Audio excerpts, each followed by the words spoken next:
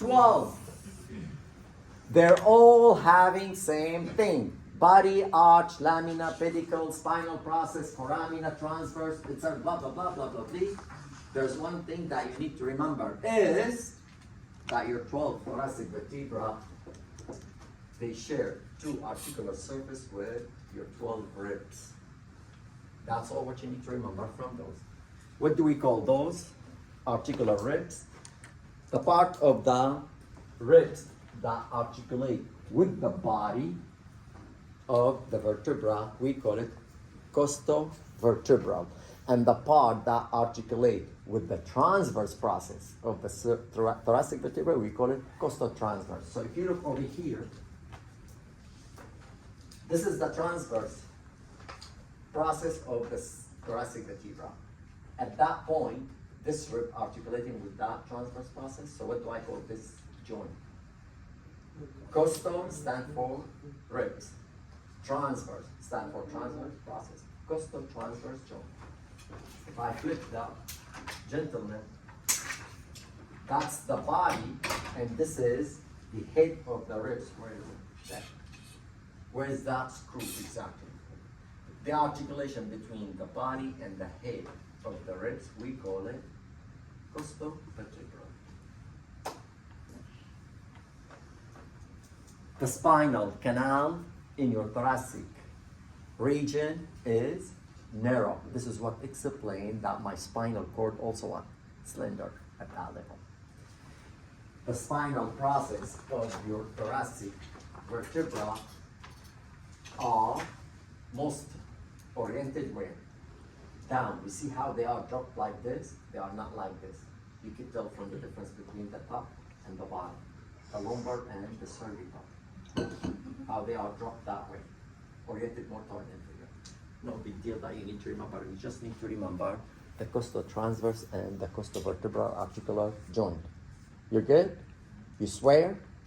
Raise your hand. Okay. She changed her mind. So this is what I was mumbling, guys. As we say, always look at what? At the picture. You will enhance, correct? This is the body of the vertebra, and this is the head of my ribs, and the articular surface between them, we call it costovertebral. This is the transverse process of the thoracic vertebra, and this is the neck of my ribs, and the articular surface between them, we call it costotransverse. Everything else in this vertebra, it is the same like what you learned earlier. Body, arch, transverse processes, spinal processes, pedicle, lamina, and blah, blah, blah, blah, blah. So basically, an axial cut at the level of the cervical vertebra. How do I know that, thoracic. How do I know that this is thoracic vertebra? How do you know? How do you know that this is thoracic vertebra? Without them telling you. What do you need to use? The picture? Which part of the picture you want to use? All vertebrae, they have holes. Oh, the shape of it. Neither that one. No, I don't know. Yes, you do. Look at it, and something you do not see on the previous pictures. Hold on. There. Something you don't see it over here, but you do see it on the other one. There. Just give her that, guys. Give her time. It's okay. Everyone deserves chance, time, right? All right. There you go. You see? Never say I don't know. The easiest word that we could say is what? I don't know. Correct? That's mean I don't want to use any of my brain at this moment. Did you get your coffee or not? That's, if you get your coffee, that's mean you are in good shape. Yeah. The more the coffee, the more the mood is elevated. Do you like coffee, sir? You do? Perfect. 5 points for you. In this picture, they are showing you in coronal cut that part of the pedicle. Also, they are pointing on how is the spinal cord is what? A little bit slender. Okay? And of course, you are seeing part of the ribs, part of the costal vertebral, which is the joint between the head of the ribs and the body of the vertebrae. Question? No question. Good. Next is lumbar region. Lumbar region, how many vertebrae we say? No, cinco. Cinco? Five, yeah. Then you're right. 5 vertebrae. All lumbar 5 vertebrae, they have same thing, which is body, arch, transverse processes, spinal processes, pedicle, lamina, etc., etc., etc. Do they have any unique feature?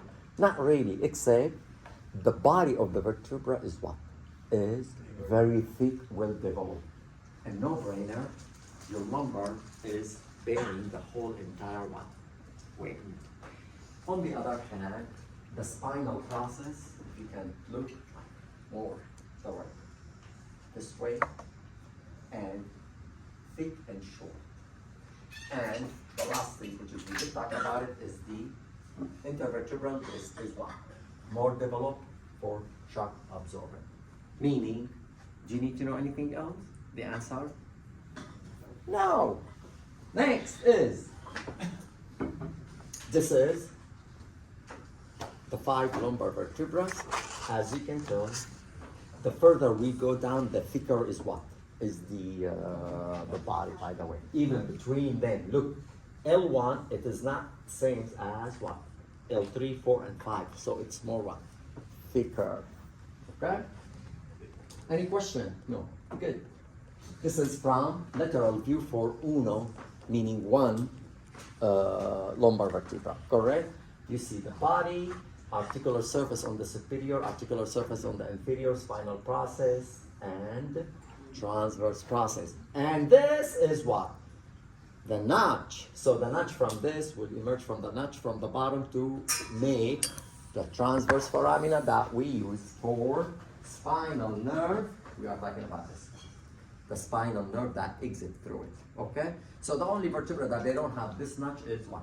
The 7th cervical vertebra. Do you see this red? Do you guys see the red part? This is your vertebral artery, the one we learned last week. Do you guys remember it? Correct? The vertebral artery is what? It is inside the hole. So it is not coming from where? From the notch over here. No, because the transverse foramina belong to them. You guys got my point. I'll talk too much. Sorry, guys. There you go. Look how huge, big transverse. Because I need those nerves, the one supply my legs to be what? Very good. So you see the notch? The notch from this one emerges with the notch from the top one to give me the transverse process. Okay? Look how is the intervertebral disc. Even the intervertebral disc between L1 and L5 is different. You see, it gets a little more developed when we go further toward caudal or inferior. The final, yeah. So basically, this is what we say: body, pedicles, laminas, connecting spinal and transverse process. Also, it is the spinal cord or the spinal canal at the level of the lumbar. It is also what? A little bit wide. So we have 2 widened spinal canal, uno at the level of the cervical, and the second one at the level of your lumbar. And of course, God created you perfect, and there's an explanation for that. We'll talk about it when we get to it. The last vertebra that you need to know about is the sacral and the coccygeal. And we said those groups of the vertebra, the sacral are 5, and the coccygeal are 3, and they are what? Fused. Correct? So let's look at the sacral. The sacral, you can tell 1, 2, 3, 4, 5.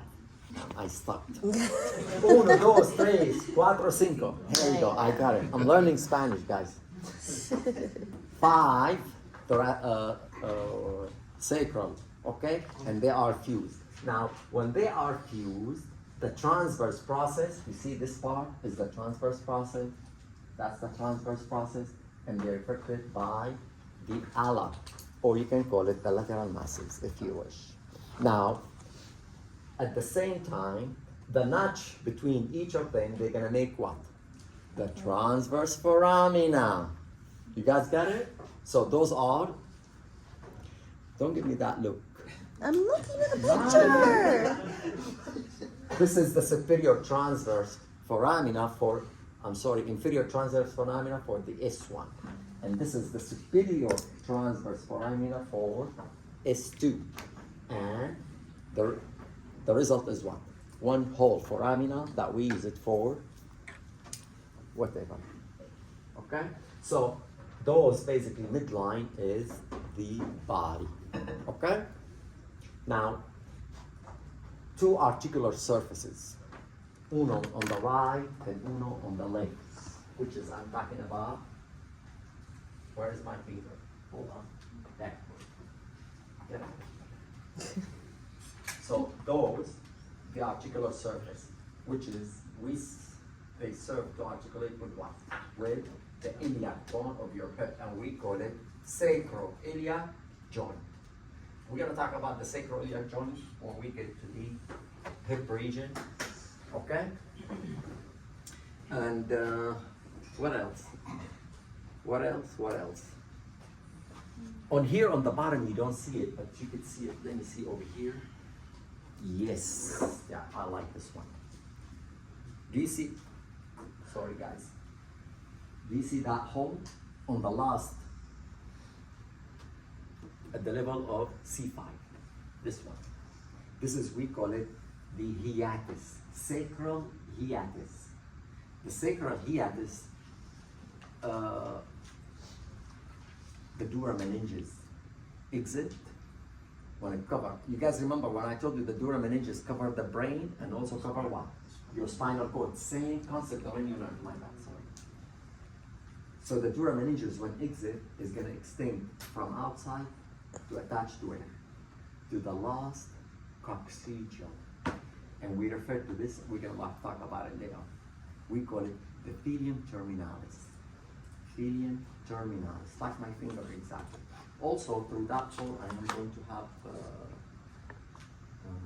no, that exit. And finally, who works on the other one?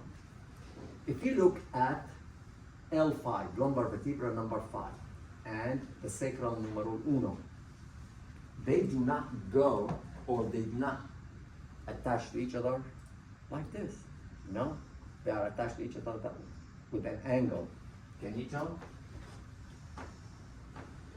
So the S1, L5, they emerge with what? Not perpendicular, they emerge with what? With an angle. They give the angle name, and we call it sacral promontory. Sacral promontory.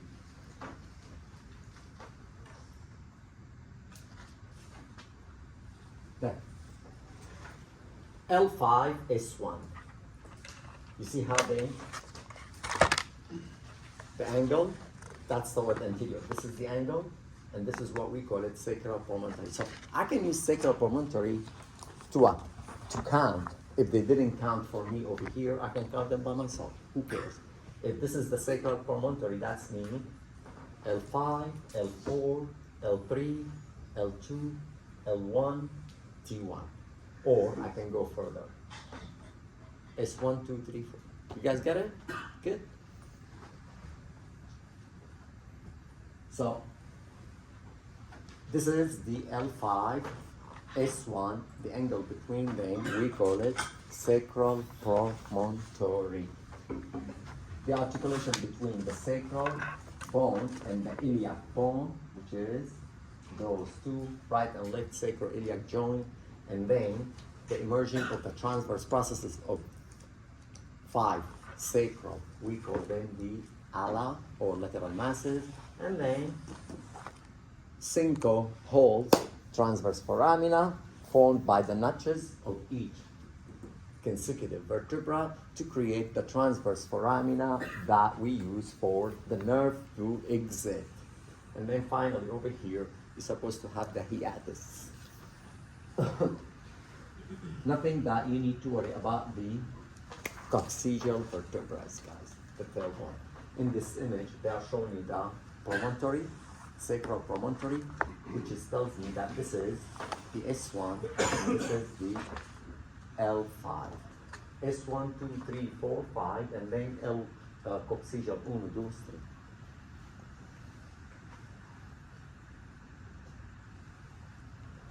This is the end where is the spinal cord. Also, you can see it within the